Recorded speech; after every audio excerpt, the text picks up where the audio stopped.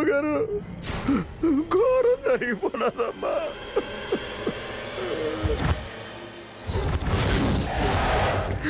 మనిషిని మారుద్దాం అనుకున్నాను కానీ ఈ మల్లిగాడిని ఒంటరిని చేస్తుంది అనుకోలేదు. ప్రసాద్ మేడం, స్పాట్ లో అట్మాస్ఫియర్ మొత్తం ఫొటోస్ తీసారా? తీసాను మేడం. స్పాట్ ఎక్కడ? లోపల మేడం.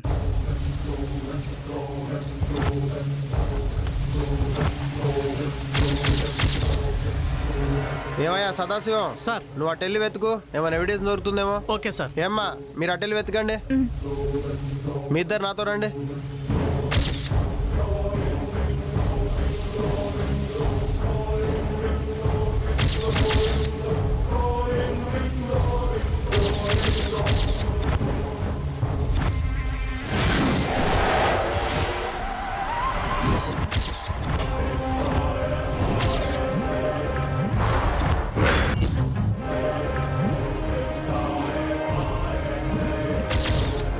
ఇంట్లో పరిస్థితులు వస్తువులు చూశాక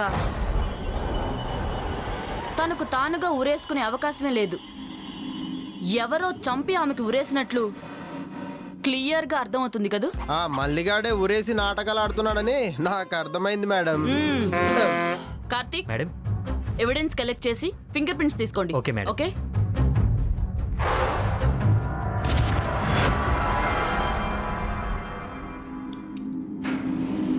కార్తీక్, ఎస్ మేడం. దీన్ని చెక్ చేయండి. ఫింగర్ ప్రింట్స్ కలెక్ట్ చేయండి. ఓకే.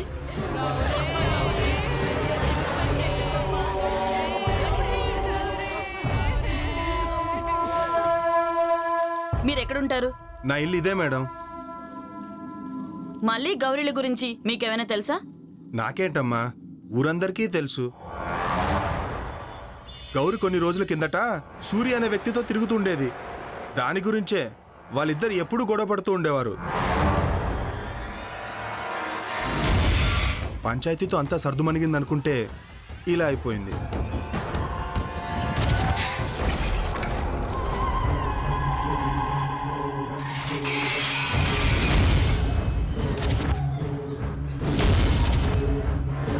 సీను,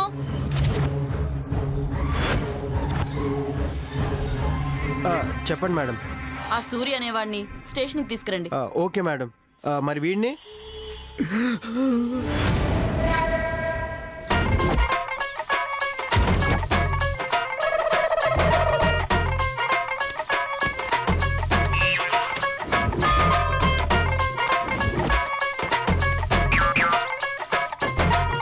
వదినా, ఏం లేదు వదినా.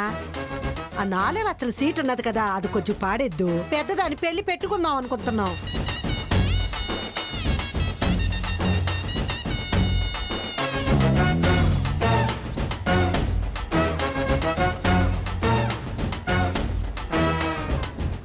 అమ్మా, ఓయ్ బుజ్జి, ఏటిదంతా? రేపు పెళ్ళోళ్ళు వస్తున్నారక్క. సీపర్ పెట్టి ఉడితే సీప్ గా ఉంటదని, దీంతో అయితే రిచ్ గా ఉంటదని పక్కింటి సుధా ఆంటీ దగ్గర నుంచి తీసుకొచ్చినాను. ఉంటానదినా. ఆ చీటి సంగతి మర్చిపోకు. ఆయనకే నీకు చేపల క్యారమ్స్ ఆడుకుంటున్నారు. ఉంటాను. అన్నట్టు అన్నయ్య గారిని అడిగానని చెప్పు. బుజ్జి తెచ్చేసినావా? ఇంతకీ ఎలా వాడాలో అడిగినావా? అదేంటమ్మా, నీకు తెలుసు అన్నావు కదా. అలా చెప్తే తెస్తావని. సరేగాని ఎలా వాడాలో ఏంటో అడిగిరాపో. Hello hello hello hello hello hello hello. అమ్మా, నువ్వా? ఏంటి ఆడావడి? నన్ను ఇప్పుడు అప్పుడే పెళ్లి చేసుకుని చెప్పినానా లేదా?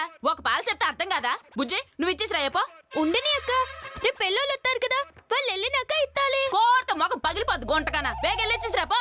ఈ ఇస్తే మనందరి మొక్కలు పగిలిపోతాయి. ఒక నిమిషం ఉండు, ఇప్పుడే వస్తాను. ఏంటి నానా ఇది?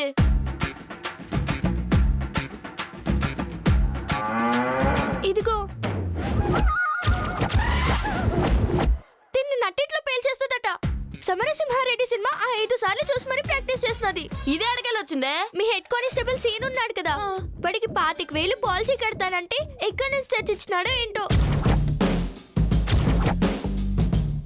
ఇదేసి పేల్చి పాడేస్తుందట. నాకు ఎమోషన్స్ ఉండవు,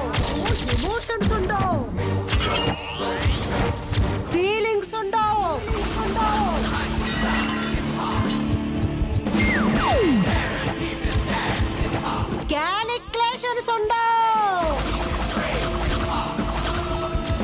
మ్యానిపులేషన్స్ ఉండవు.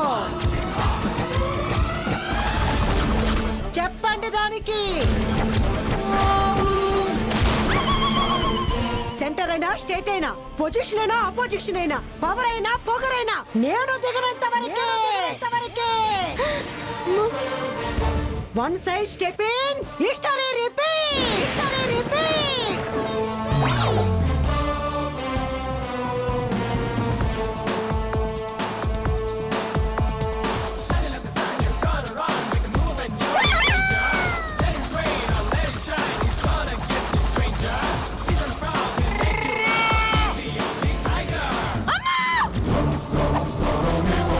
ఫ్లూటు జింక ముందు ఊదు. చూడు పిచ్చి పిచ్చి చేసా వేసావు అనుకో సెక్షన్ 242 కింద లోపలేసిస్తా జాగ్రత్త.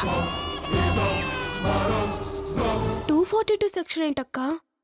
ఏదో ఫ్లోలో అనేసినలే నువ్వు నార్మల్. వద్రా చీటి పాటి ఇప్పుడు అప్పుడే వద్దులే, నేను చెప్పినాక పాడదు గాని. కళావతి ఇక నన్ను ఎగమంటావా? ఎట్టాగట్ట సావండి.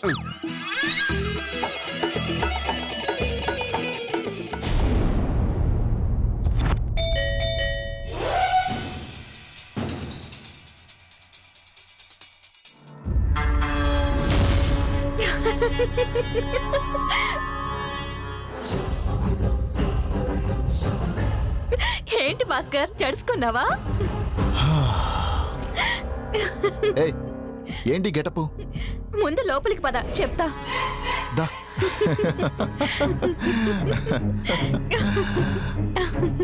ఇప్పుడు చెప్పు, ఏంటి గెటపు? తప్పదు డార్లింగ్, ఉదయమే పోలీసులు అలివెళ్ళి పట్టుకెళ్ళిపోయారు. మరి బ్యాలెన్సో? ప్రస్తుతం ఇంట్లో కూర్చుని మందు తాగుతున్నాడు.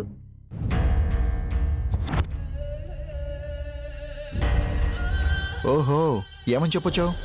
మా ఇంటికి వెళ్ళొస్తానని కొంచెం అలిగినట్టు బిల్డప్ ఇచ్చేసరికి దెబ్బకి సరే అన్నాడు.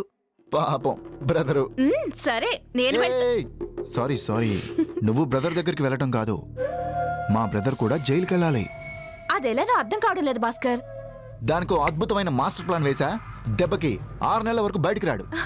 నిజమా? అవును డియర్, ఎలానో చెప్తాను విను.